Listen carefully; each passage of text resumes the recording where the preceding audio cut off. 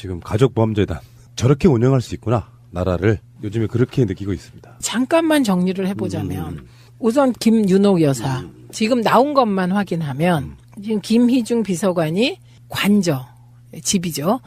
대통령이 머물던 집 여자 행정관에게 쇼핑백에 담아서 1억을 달러로 환전한 것을 전달했다. 이거 팩트예요, 지금. 이게 국정원 특활비다. 이거 팩트로 확인이 됐고요. 1. 그런데 김윤옥 여사와 관련하여 또 하나 의혹이 제기됐어요. 이거 진선미 의원이 그거보다 훨씬 많다.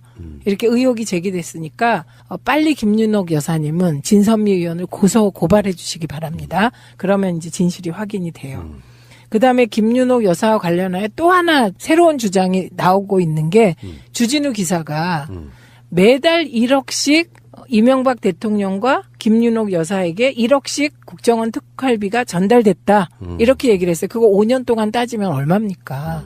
매달 1억, 그러니까 12 곱하기 5면 60억이에요. 1인당 60억, 120억이 전달됐다는 이런 끔찍한 주장을 했는데 역시 김윤옥 여사는 주진우 기자도 빨리 고소고발하시기 바랍니다. 그걸 고소하면 진실이 밝혀지니까요. 이게 김윤옥 여사에 대한 거고요. 두 번째는 이상득 의원에 대한 거. 그게 이제 어제 나온 거죠. 그 2011년에 그 기억하시죠? 국정원이 뻘짓해가지고 그 대사, 예, 인도네시아 대사 그 안에 침입했는데 그것도 빨리 도망도 잘못 가가지고 국정원 직원 이미 탄로가 났어요. 그 노트북 훔치다가. 네, 그 사건 직후에 이것을 무마하려는 것이 아니냐는 의심을 받고 있는데 이상득 의원이. 그래서 국정원이 이상득 의원에게 특활비로 1억여 원, 억대, 그 확실치 않습니다. 전달했다는 겁니다. 이게 두 번째 형에 대한 거예요. 이상득, 만사 형통. 예. 그 다음에 세 번째, 이시영 군, 이시영님, 시영이 뭐라고 불러야 될지 모르겠어요. 이 지구상에서 가장 부모 덕을 많이 보고 있는. 억세게 운 좋은 사람인데요. 이 친구는 이제 그 전세금, 전세자금, 내곡동. 네, 전세자금 3억 2천. 네, 이것을 김백준이 전달한 4억을 가지고 그 중에 3억 2천을 이시영 전세금을 줬다는 건데 얘기하다 보니 엄청 한편 또 부럽기도 하네, 이거.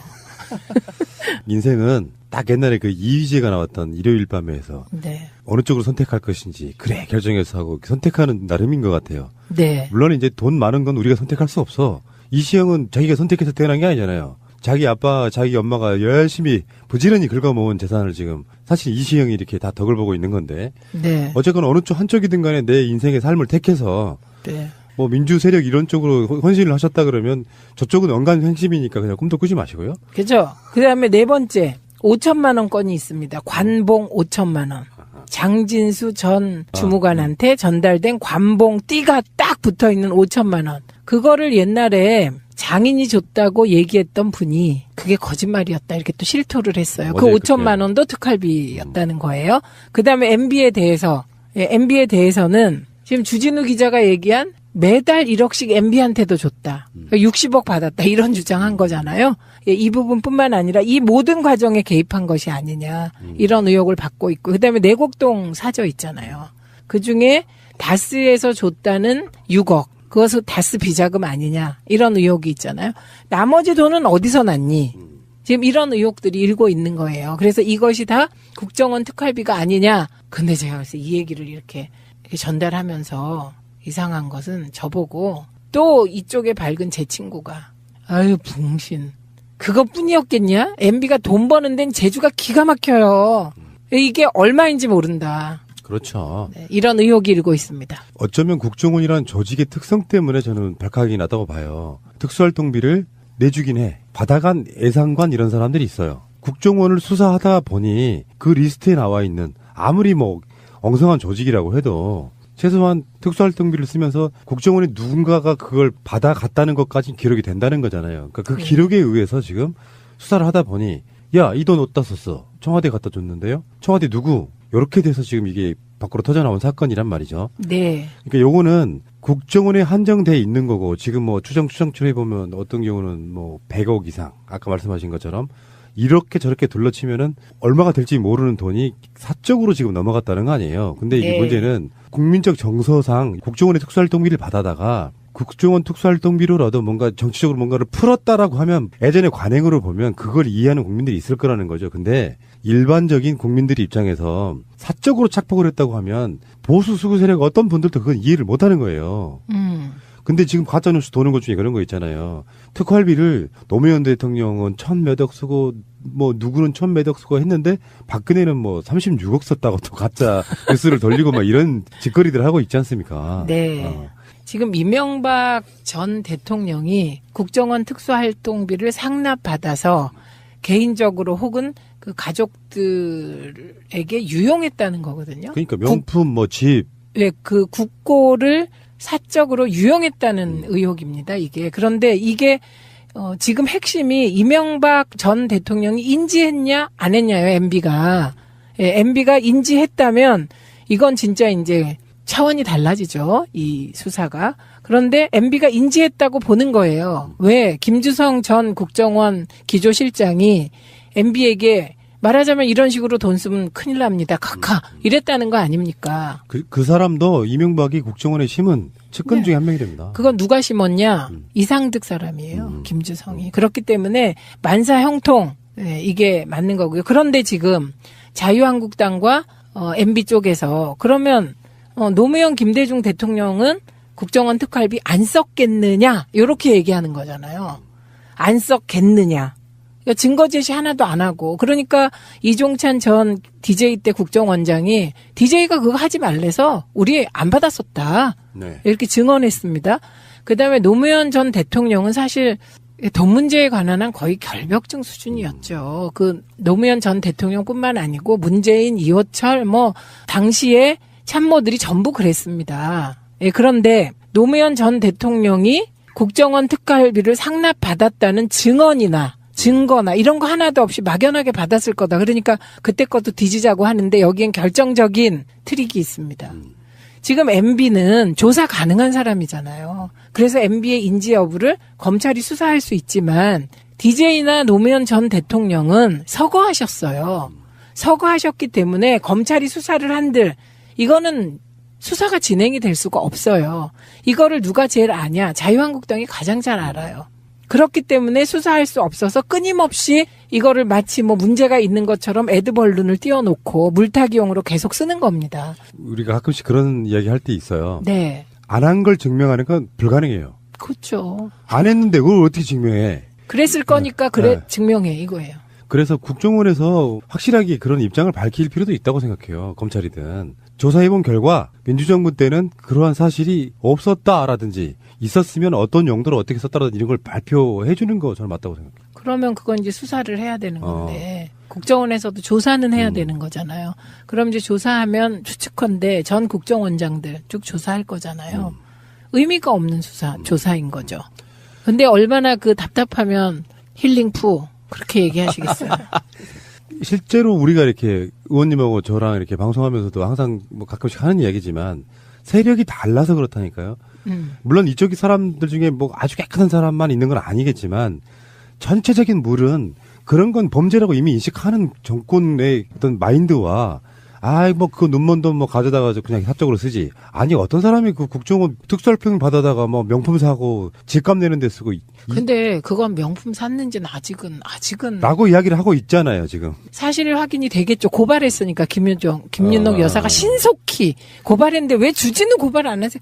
주진우 좀 고소하세요. 그러니까. 예, 이런 거고요. 주진우는 정말 겁나나 봐요. 갖고 있는 게 많아서. 네. 제가 감옥에 갔을 때 대학교 4학년 때죠. 21살인가 2살인가 그때 갔을 때 제가 편지를 써서 보냈어요. 너무 부모님께 죄송하잖아요. 그래서 어떤 편지를 써서 보냈냐면 아버지 정말 죄송합니다. 엄마 정말 미안해요. 그런데 제가 이렇게 한 것은 두 분의 가르침 때문이에요. 아버지가 그러셨잖아요. 불의를 보면 참지 말라고. 이렇게 쭉 써서 보내면서 나는 어렸을 때 아버지가 누가 선물을 가져와도 즉시 돌려보내고 소고기를 가져오고 엄마가 잘못해서 그걸 끓여 먹었다고 엄마한테 혼내면서 소고기를 사다가 돌려주는 모습을 보면서 정말 강직하게 살아야 되겠다 이렇게 생각을 했습니다. 이렇게 편지를 보냈어요.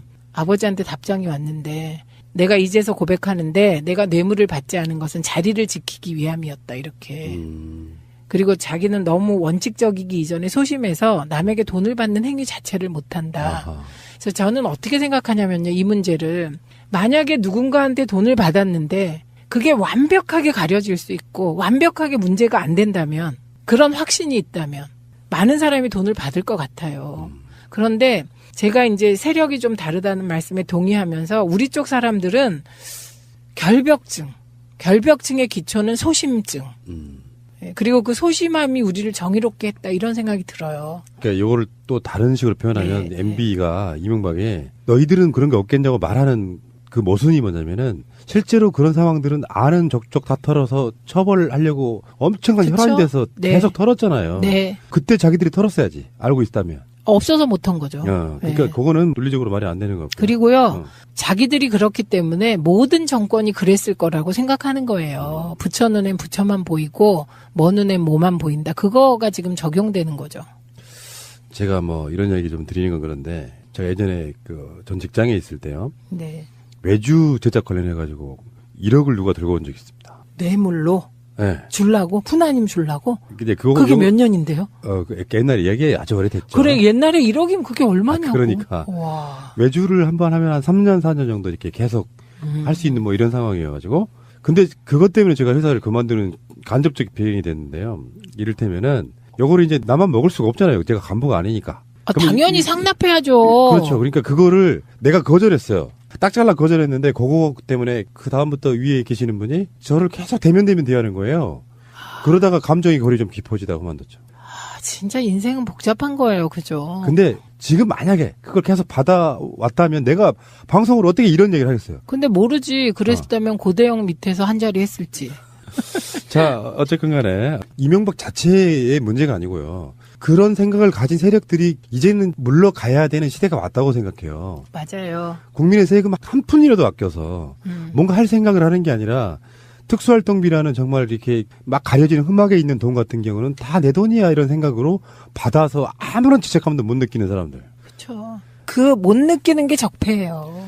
근데 이명박만 그랬겠냐고요. 이명박의 그런 기조의 정권은 저 말단까지도 도덕적 죄책감을 못 느끼고 계속 비리를 해먹었을 테니 비리라는 게 특히 뇌물이라든 게 저는 이렇게 들었던 이야기 중에 전체 1000건 중에 한 건 정도가 드러난답니다. 왜냐하면 준 사람도 같은 범인이기 때문에 서로 막 이렇게 은피하다 보면 안 드러나고 그냥 넘어가는 이명박에 관련된 것들 엄청 많을 거라고 추정을 해봅니다. 네, 그리고요. 그 이명박 전 대통령이 회의에서 했다는 말 그거 잠깐 제가 해석해 드릴게요. 이명박 전 대통령이 회의에서 뭐라고 했냐면요. 원 전 원장이 그 무렵에 힘들어서 국정원장직을 그만두고 싶다고 이야기했지만 내가 남북관계 등을 이유로 다 맞춰달라고 설득해서 원 전 원장이 계속 하게 된 것이라고 얘기하면서 그 자리에 오래 있고 싶다는 청탁을 하려고 돈을 갖다 줬다는 건 말 자체가 성립되지 않는다라는 취지의 발언을 했다는 거예요. 이거 제가 해석해 드릴게요. 원 전 원장이 그 무렵에 그 댓글 등 기획 과정에서 힘들어서 국정원장직을 어떻게 계속해야 될지 모르겠다 이야기했지만 내가 댓글이 얼마나 다음 정권 재창출에 중요한지 설명하면서 힘써달라 이렇게 설득했다. 네가 적임자야. 그렇죠. 날 버리고 어딜 갈라 그래. 아, 그러니까 에이씨. 자, 이명박의 세력 저는 이렇게 봐요. 그래서 특히 문재인 정부에서는요. 시간이 또 1, 2년 지나고 정부가 들어서 갖고 잘 하고 있다가 결정적으로 망가지는 게 이런 종류의 비리 사건이거든요. 네. 핵심 측근 중에 하나가 이런 걸 빵 터져요. 그러면 국민 감정이 갑자기 확 식으면서 정권의 개혁성이 무뎌지는 그 상태로 가지 않습니까? 그래서 네. 지금 정말 조심해야 됩니다. 이 시점에서부터는. 이명박을 치긴 쳐야 되는데 나중에 완전 물타기가 돼서 너희도 이런 게 있잖아 이렇게 될 수 있을 가능성이 있단 말이죠. 조심해야 되고요. 짧게 이야기 하나 더 하면 민병두원에 의하면 이명박의 국정원은 대북 공작금으로 야당 정치인을 불법 사찰했다는 이야기도 나오고 있네요. 그 사찰 대상이요. 박원순, 한명숙, 박지원, 최문순, 정현주 등입니다. 그런데 이 공장명이 웃기게도 뭔지 아세요? 포청천? 작두를 대령하라. 그랬고요. 그다음에 특히 여기서 한명숙 전 총리가 사찰 대상이었다는 거 이거는 다시 좀 점검해 봐야 됩니다. 왜냐하면 한명숙 전 총리가 재판을 받았잖아. 그 이후로. 근데 이 재판이 이게 우리가 다들 빨리 까먹는데 처음에 시작했던 재판 사유가 있어요. 그게 문제가 안 되니까 검찰이 별건 수사를 계속한 그렇죠. 건이거든요. 결국에는 실형을 살게 만들어버려. 예, 그런데 그 실형을 살게 한 2심 판결도 문제가 엄청 많이 지적됐거든요. 왜냐하면 유죄임을 확증하는 뇌물 공여자가 내가 정말 이래서는 안 되겠다. 죄 없는 사람을 내가 올감해서는 안 되겠다. 이런 생각을 하고 2심에서 증언을 하겠다고 했는데 그걸 안 받아줬다는 거거든요. 재판부가. 근데 문제는 중요한 게요. 이 폭로랄까요? 이게 국정원 개혁 발전위원회에서도 은폐를 한 사건이래요. 최근에 이게 드러난 거예요. 국정원 TF에서 그러니까 적폐청산 TF에서 국정원 개혁에 저항하는 적폐 세력이 온전하고 있다고 볼 수밖에 없다. 이렇게까지 이야기를 하고 있거든요. 네. 왜 은폐를 했느냐 생각해 보면은 관련자가 있다는 거죠. 그 사건과 TF의 관련자가 있다고 볼 수밖에 없는 거죠. 지금 국정원 적폐청산 TF와 관련하여 몇 가지 우려들이 있었죠. 왜냐하면 적폐청산 TF는 국정원 내부 직원과 파견된 검사 등으로 구성되는 거고 국정원 개혁위원회가 있잖아요. 근데 국정원 개혁위원회에 나름 전문적인 외부 인사가 들어가는데 외부인이잖아요. 이걸 결론으로 말하면 국정원의 MB는 살아있다예요, 아직도. 네. 국정원뿐이겠습니까? 사실 검찰도 마찬가지일 거고 법원도 마찬가지일 거고. 네. 알겠습니다. 자, 국민의당으로 잠깐 가겠습니다. 국민의당은 뭐 이야기할 거리는 사실 없고 그냥 정리를 간단하게 해드리면 이제 분당 확정? 그리고 나서 서로 간에 지금 로드맵 같이 다 나왔어요. 네. 앞으로 뭐 할 것이다인데 네. 이 과정에서 좀 더럽게 헤어지고 있는 모습. 간단히 말해서 안철수 눈에는 박지원, 박주현 이 두 의원이 좀 눈에 가시였나 보죠. 그래서 당무위원회에서 당원권 정지 등의 중징계를 할 거다라고 예상을 했었습니다만 오늘 아침에 당무위가 전격적으로 취소가 됩니다. 그러면서 이제 기자 간담회로 일정을 지금 수정하는 이런 상황인데 누가 봐도 안철수가 넘어가는 거거든요. 막 당규 계속 바꿔가면서 대다수 국회의원, 현역 국회의원들의 찬성 없이 지금 밀어붙이다가 보니까 무리수를 두고 네. 그래서 바른정당과 통합은 일찌감치 막 유승민 대표 데려다가 우리 통합할 거라고 막 선언해버리고 어떤 절차도 무시한 채 거기에 대해서 항변하는 국회의원들에 대해서는 징계하겠다고 하면은 사실은 안철수 입장에서는 그게 자기 스스로는 강력한 리더십이라고 생각했을 거예요. 갑철습니까? 그러니까. 그런데 실제로 여론은 만약에 그 두 사람을 시범 케이스로 징계를 하게 되면 역풍이 불 거다는 걸 우려해서 또 한 발 물러섰다는 거 아니에요? 그런 건 갈팡질팡이라고 하죠. 죽도밥도 안 되고 있는 거예요, 지금. 이랬다가 저랬다가 지금, 예. 근데 이 과정에서 유승민 대표가요.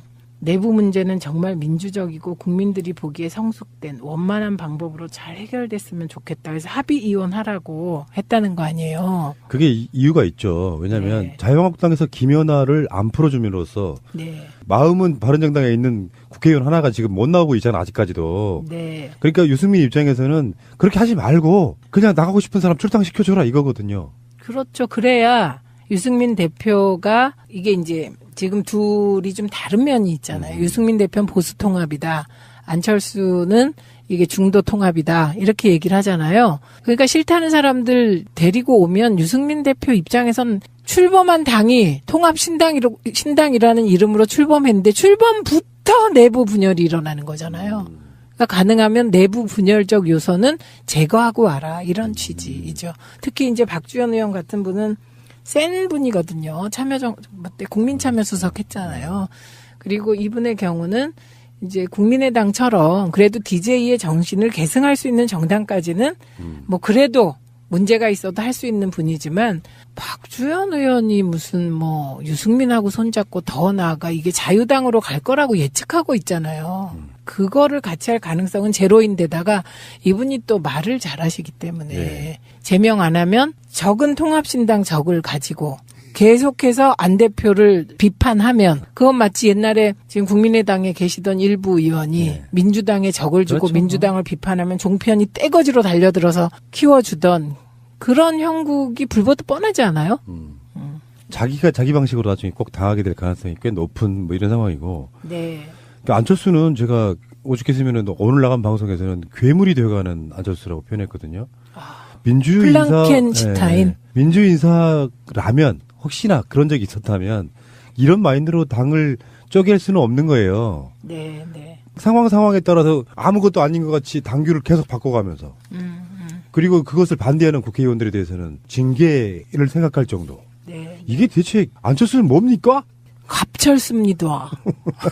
더 이상 길게 이야기하는 것도 좀 입 아프고요. 네. 어쨌건 합의위원 잘 하셔가지고 뭐 지금 여러 가지 보도들을 보니까 중립에 있던 국회의원들이 있잖아요. 검사 출신의 그 이용주 의원 신당에 합당 반대파에 합류하기로 했다 이런 기자회견도 하더라고요. 그러니까 이쪽 세가 계속 불어나고 있는 거예요. 중립에 있던 사람들. 그건 이제 개인에 대한 실망일 수가 있어요. 제가 얘기를 들어보면 유승민 대표도 처음에 30몇 명으로 시작했잖아요.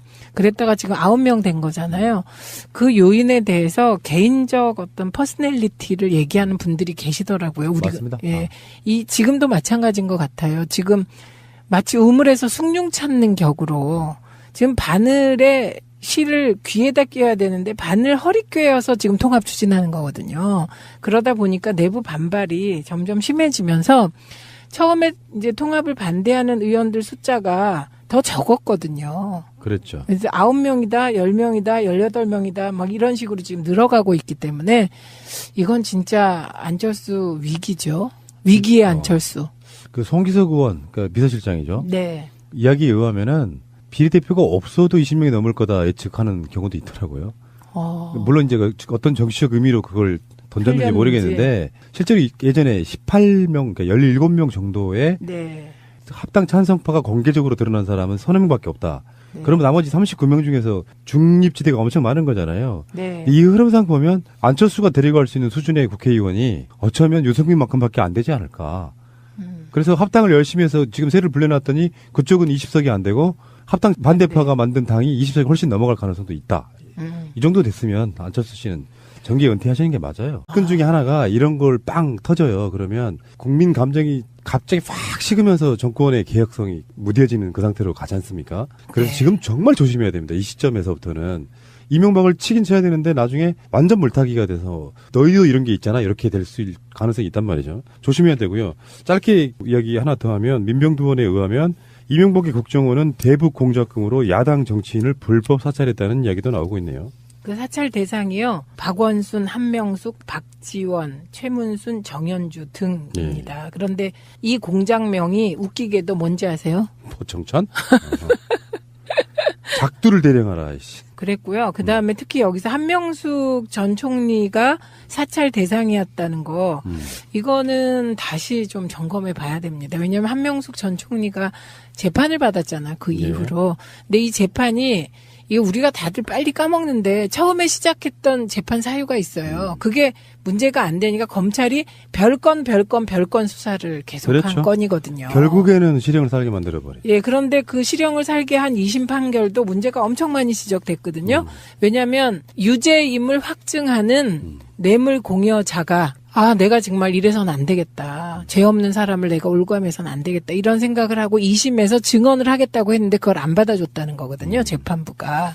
근데 문제는 중요한 게요. 이 폭로랄까요?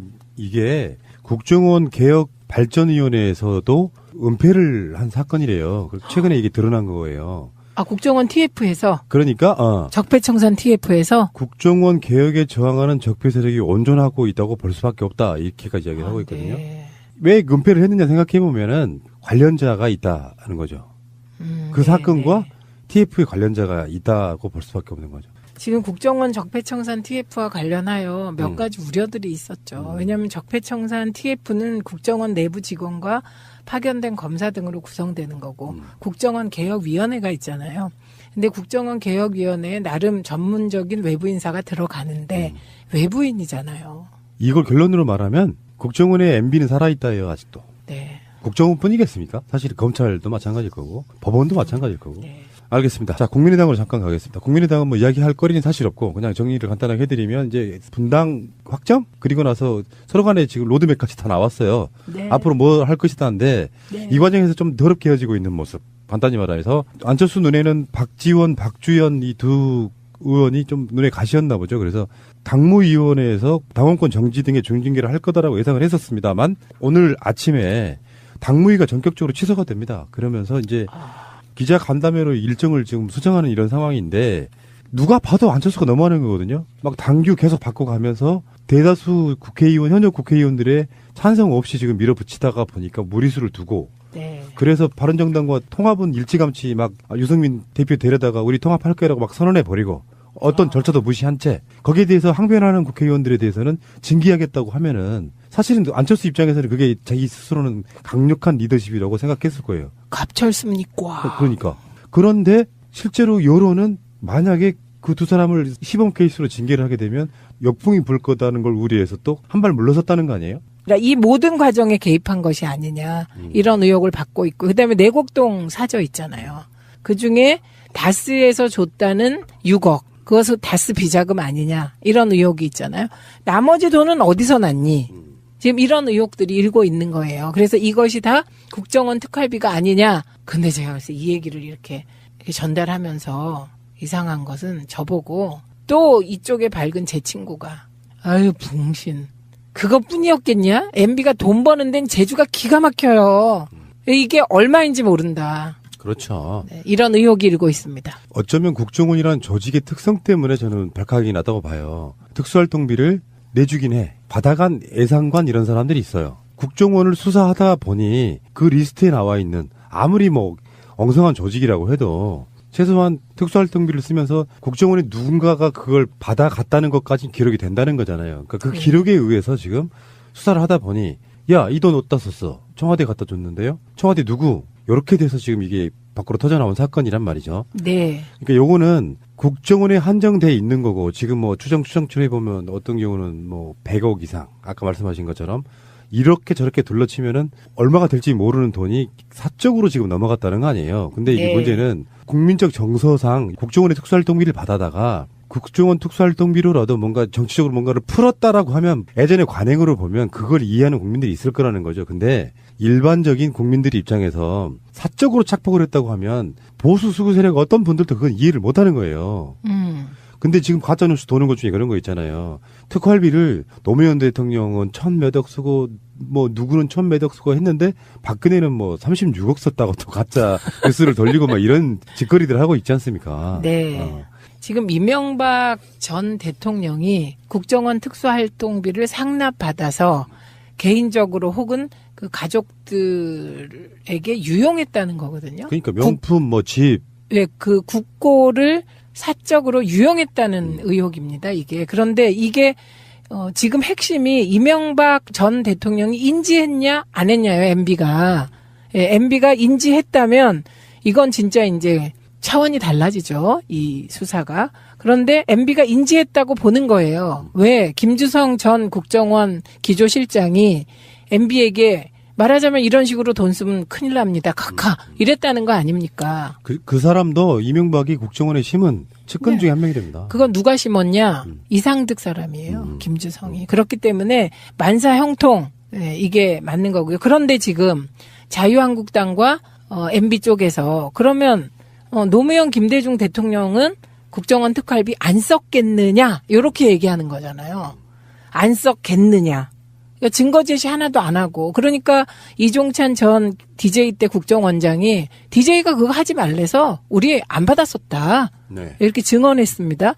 그다음에 노무현 전 대통령은 사실 돈 문제에 관한 한 거의 결벽증 수준이었죠. 그 노무현 전 대통령뿐만 아니고 문재인, 이호철 뭐 당시에 참모들이 전부 그랬습니다. 예, 그런데 노무현 전 대통령이 국정원 특활비를 상납받았다는 증언이나 지금 가족보험재단 저렇게 운영할 수 있구나. 나라를 요즘에 그렇게 느끼고 있습니다. 잠깐만 정리를 해보자면 우선 김윤옥 여사 지금 나온 것만 확인하면 지금 김희중 비서관이 관저 집이죠. 대통령이 머물던 집 여자 행정관에게 쇼핑백에 담아서 1억을 달러로 환전한 것을 전달했다. 이거 팩트예요, 지금. 이게 국정원 특활비다. 이거 팩트로 확인이 됐고요. 1. 그런데 김윤옥 여사와 관련하여 또 하나 의혹이 제기됐어요. 이거 진선미 의원이 그거보다 훨씬 많다. 이렇게 의혹이 제기됐으니까 빨리 김윤옥 여사님은 진선미 의원을 고발해 주시기 바랍니다. 그러면 이제 진실이 확인이 돼요. 그다음에 김윤옥 여사와 관련하여 또 하나 새로운 주장이 나오고 있는 게 주진우 기사가 매달 1억씩 이명박 대통령과 김윤옥 여사에게 1억씩 국정원 특활비가 전달됐다. 이렇게 얘기를 했어요. 그거 5년 동안 따지면 얼마입니까? 매달 1억, 그러니까 12 곱하기 5면 60억이에요. 1인당 60억, 120억이 전달됐다는 이런 끔찍한 주장을 했는데 역시 김윤옥 여사는 주진우 기자도 빨리 고소고발하시기 바랍니다. 그리고 고소하면 진실이 밝혀지니까요. 이게 김윤옥 여사에 대한 거고요. 두 번째는 이상득 의원에 대한 거. 그게 이제 어제 나온 거죠. 그 2011년에 그 기억하시죠? 국정원이 뻘짓해가지고 그 대사. 예, 인도네시아 대사. 그 안에 침입했는데 그것도 빨리 도망도 잘못 가가지고 국정원 직원 이미 탄로가 났어요. 그 노트북 훔치다가. 네. 그 사건 직후에 이것을 무마하려는 것이 아니냐는 의심을 받고 있는데 이상득 의원이. 그래서 국정원이 이상득 의원에게 특활비로 1억여 원, 억대, 그 확실치 않습니다. 전달했다는 겁니다. 이게 두 번째 형에 대한 거예요. 이상득, 만사 형통. 예. 그 다음에 세 번째, 이시영 군, 이시영님, 시영이 뭐라고 불러야 될지 모르겠어요. 이 지구상에서 가장 부모 덕을 많이 보고 있는. 억세게 운 좋은 사람인데요. 이 친구는 이제 그 전세금, 전세자금, 내곡동. 네, 전세자금 3억 2천. 네, 이것을 김백준이 전달한 4억을 가지고 그 중에 3억 2천을 이시영 전세금을 줬다는 건데 얘기하다 보니 엄청 한편 또 부럽기도 하네, 이거.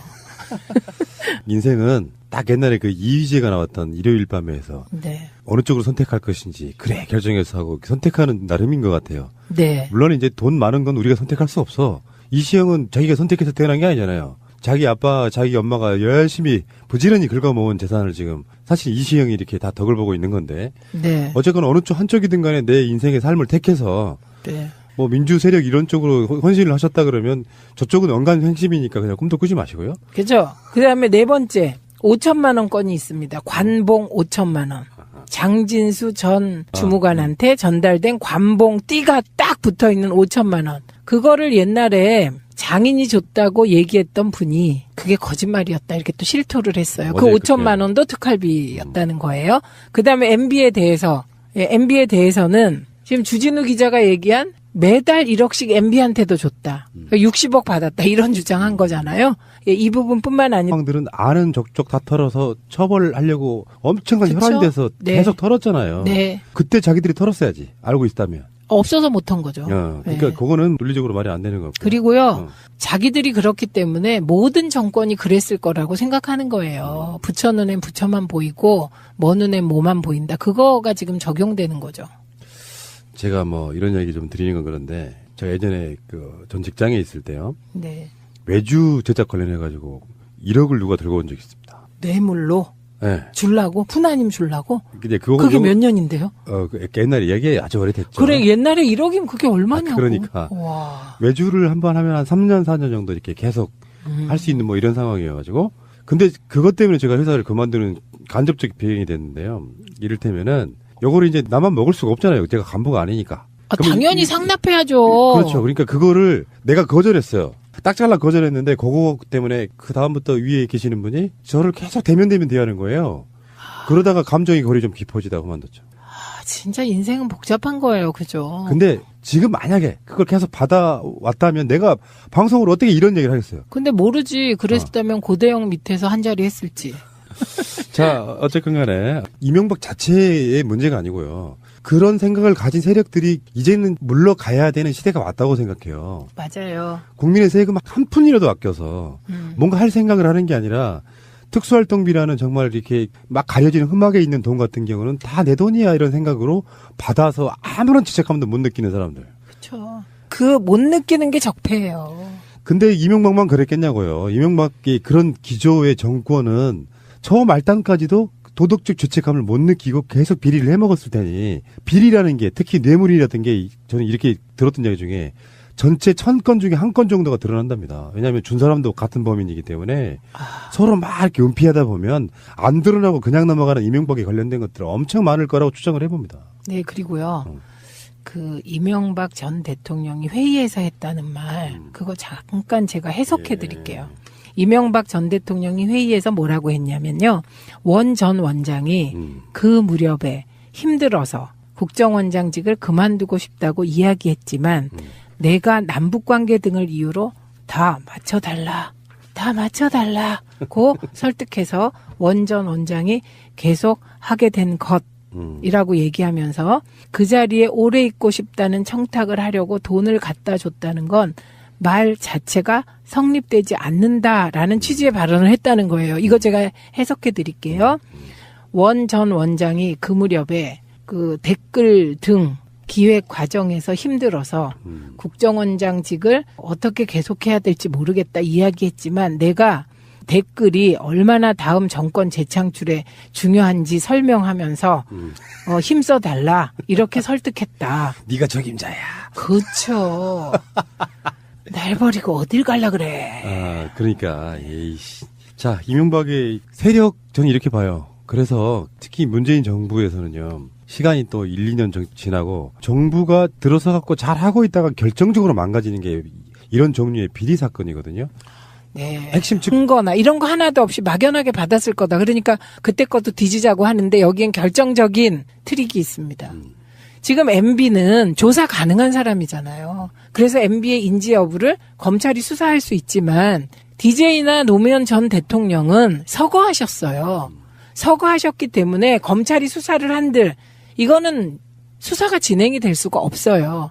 이거를 누가 제일 아냐? 자유한국당이 가장 잘 알아요. 그렇기 때문에 수사할 수 없어서 끊임없이 이거를 마치 뭐 문제가 있는 것처럼 애드벌룬을 띄워놓고 물타기용으로 계속 쓰는 겁니다. 우리가 가끔씩 그런 이야기 할 때 있어요. 네. 안 한 걸 증명하는 건 불가능해요. 그렇죠. 안 했는데 그걸 어떻게 증명해? 그랬을 거니까 그래 네. 증명해 이거예요. 그래서 국정원에서 확실하게 그런 입장을 밝힐 필요도 있다고 생각해요. 검찰이든. 조사해본 결과 민주정부 때는 그러한 사실이 없었다라든지 있었으면 어떤 용도로 어떻게 썼다라든지 이런 걸 발표해 주는 거 저는 맞다고 생각해요. 그러면 그건 이제 수사를 해야 되는 건데 국정원에서도 조사는 해야 되는 거잖아요. 그럼 이제 조사하면 추측컨대 전 국정원장들 쭉 조사할 거잖아요. 의미가 없는 조사인 거죠. 근데 얼마나 그 답답하면 힐링푸 그렇게 얘기하시겠어요. 실제로 우리가 이렇게 의원님하고 저랑 이렇게 방송하면서도 항상 뭐 가끔씩 하는 이야기지만 세력이 달라서 그렇다니까요. 물론 이쪽 사람들 중에 뭐 아주 깨끗한 사람만 있는 건 아니겠지만 전체적인 물은 그런 건 범죄라고 이미 인식하는 정권의 어떤 마인드와 뭐 그 눈먼 돈 뭐 가져다가 그냥 사적으로 쓰지. 아니 어떤 사람이 그 국정원 특수활평 받아다가 뭐 명품 사고 집값 내는 데 쓰고 근데 그건 명품 샀는지는 아직은 라고 이야기를 하고 있잖아요 지금. 사실 확인이 되겠죠. 고발했으니까 김윤옥 여사가 신속히 고발했는데 왜 주진우 고발 안 하세요? 주진우 좀 고소하세요. 그러니까. 예, 이런 거고요. 주진우는 정말 겁나나 봐요. 갖고 있는 게 많아서. 네. 제가 감옥에 갔을 때 대학교 4학년 때죠. 21살인가 2살인가 그때 갔을 때 제가 편지를 써서 보냈어요. 너무 부모님께 죄송하잖아요. 그래서 어떤 편지를 써서 보냈냐면 아버지 정말 죄송합니다. 엄마 정말 미안해요. 그런데 제가 이렇게 한 것은 두 분의 가르침 때문이에요. 아버지가 그러셨잖아요. 불의를 보면 참지 말라고. 이렇게 쭉 써서 보내면서 나는 어렸을 때 아버지가 누가 선물을 가져와도 즉시 돌려보내고 소고기를 가져오고 엄마가 잘못해서 그걸 끓여 먹었다고 엄마한테 혼내면서 소고기를 사다가 돌려주는 모습을 보면서 정말 강직하게 살아야 되겠다 이렇게 생각을 했습니다. 이렇게 편지를 보냈어요. 아버지한테 답장이 왔는데 내가 이제서 고백하는데 내가 뇌물을 받지 않은 것은 자리를 지키기 위함이었다 이렇게. 그리고 자기는 너무 원칙적이기 이전에 소심해서 남에게 돈을 받는 행위 자체를 못한다. 아하. 그래서 저는 어떻게 생각하냐면요. 이 문제를 만약에 누군가한테 돈을 받았는데 그게 완벽하게 가려질 수 있고 완벽하게 문제가 안 된다면 그런 확신이 있다면 많은 사람이 돈을 받을 것 같아요. 그런데 제가 이제 세력이 좀 다르다는 말씀에 동의하면서 우리 쪽 사람들은 결벽증의 기초는 소심증. 그리고 그 소심함이 우리를 정의롭게 했다 이런 생각이 들어요. 그러니까 이거를 또 다른 식으로 표현하면 네, MB가 이명박에 너희들은 그런 게 없겠냐고 말하는 그 모순이 뭐냐면은 실제로 그런 상황